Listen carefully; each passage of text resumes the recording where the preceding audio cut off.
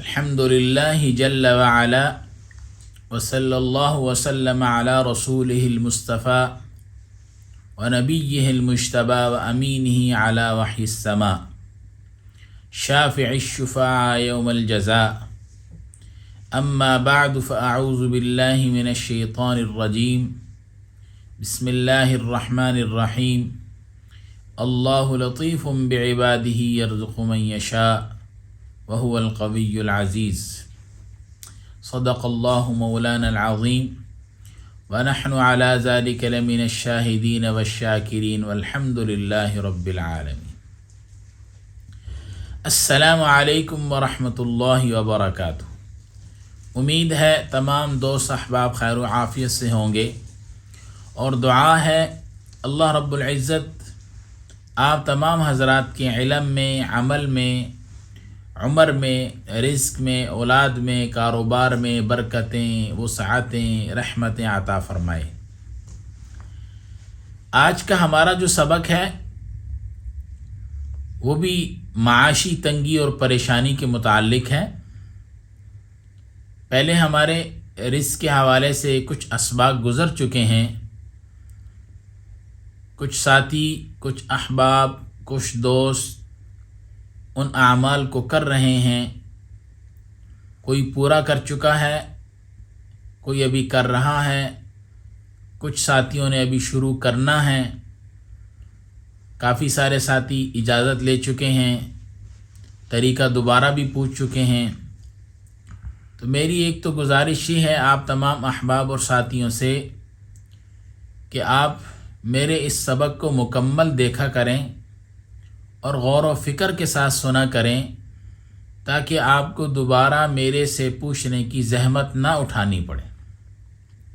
پھر ساتھی پریشان ہوتے ہیں کہ میں فون نہیں اٹھا رہا یا میسج کا جواب نہیں دے رہا۔ مصروفیت آپ کے سامنے ہوتی ہے، آپ اس حوالے سے میرے سے گلہ نہیں کر سکتے، اور جو ساتھی رابطہ کرتے ہیں اور طریقہ کار پوچھتے ہیں ان کو بھی معلوم ہے کہ جیسے ہی میں ان کا میسج دیکھتا ہوں یا میرے سامنے ان کی کال آتی ہے تو میں ان کو خود جواب دے دیتا ہوں۔ تو اگر آپ پہلے ہی میرے سبق کو اچھی طرح سن لیں گے، سمجھ لیں گے، تو آپ کو پھر وہ زحمت نہیں کرنی پڑے گی، وہ پریشانی سے آپ کو نہیں گزرنا پڑے گا۔ تو آج کا بھی جو ہمارا سبق ہے وہ معاشی تنگی کے حوالے سے ہے، وہ رزق کے حوالے سے ہے، اور اگر رزق کی تنگی ہو جائے، معاشی پریشانی ہو جائے تو ویسے انسان کا دماغ کام نہیں کرتا، پھر ہر قسم کی پریشانی آ جاتی ہے، ہر چھوٹا سا معاملہ بہت بڑا معاملہ لگنا شروع ہو جاتا ہے، گھر کے اندر بھی لڑائیاں جھگڑے شروع ہو جاتے ہیں، آپس میں بھی دل لگی نہیں ہوتی، چڑچڑاپن بھی آ جاتا ہے۔ لیکن جب معاشی تنگی ختم ہو جائے، معاشی تنگی دور ہو جائے، پھر ہر چیز اچھی لگتی ہے، ہر معاملہ اچھا لگتا ہے، سب کچھ اچھا لگنا شروع ہو جاتا ہے، پھر دوستیاں بھی ہو جاتی ہیں، پھر گپ شپیں بھی شروع ہو جاتی ہیں، پھر معاملات بھی ٹھیک ہو جاتے ہیں، گھر میں بھی دل لگتا ہے، سب کچھ ٹھیک ہو جاتا ہے۔ تو آج کا ہمارا سبق بھی اسی حوالے سے ہے، اور اس سبق کے 3 طریقے ہیں جو مجھے میرے اساتذہ نے بتلائے ہیں اور سکھلائے ہیں اور کروائے ہیں۔ آپ یہ تینوں طریقوں کو سمجھ لیں، نوٹ کر لیں، لکھ لیں، غور و فکر کر لیں اس کے اوپر، اور اس میں دیکھ لیں کہ مجھے کون سا طریقہ آسان لگتا ہے، میں وہ طریقہ کر لوں۔ پہلا طریقہ تو ان احباب، ان ساتھیوں کے لیے ہے جو اسپرچول تھراپی سیکھ رہے ہیں، وہ اس کی زکوٰۃ ادا کریں، اور اس عمل کو، اس آیت مبارکہ کا جو میں پہلے پڑھ چکا ہوں، بسم اللہ الرحمن الرحیم، اللہ لطیف بعبادہ یرزق من یشاء وہو القوی العزیز۔ سورہ شورى ہے، 25واں سپارہ ہے، اور آیت نمبر 19 ہے۔ اس کو وہ ساتھی 1,25,000 مرتبہ، جس کو 1.25 لاکھ کہا جاتا ہے، 41 ڈیز کے اندر اس کو پڑھ لیں۔ جو احباب، جو ساتھی 41 ڈیز میں نہیں پڑھ سکتے، وہ 82 ڈیز کے اندر پڑھ لیں، یعنی 82 دنوں میں پڑھ لیں۔ جو 82 دن میں بھی نہیں پڑھ سکتے وہ 120 دنوں میں پڑھ لیں، اپنی زکوٰۃ ادا کر لیں۔ یہ ان احباب کے لیے ہے جو اسپرچل تھراپی سیکھ رہے ہیں اور عملیات کا شوق رکھتے ہیں اور اعمال کی زکوٰۃ ادا کرتے رہتے ہیں. یہ ان کے لیے پہلا طریقہ ہے کہ وہ اس کی زکوٰۃ ادا کر لیں. اور دوسرا طریقہ ان احباب کے لیے ہے جو کہتے ہیں کہ بھی ہم زکوٰۃ بھی ادا کرنا چاہتے ہیں اور اپنے اس معمول کے اندر بھی اس کو لانا چاہتے ہیں کہ جو ہمارے ڈیلی کے معمولات ہیں اس کے اندر بھی ہم اس کو لے آئیں تاکہ ہمیں دونوں طریقے کا فائدہ حاصل ہو.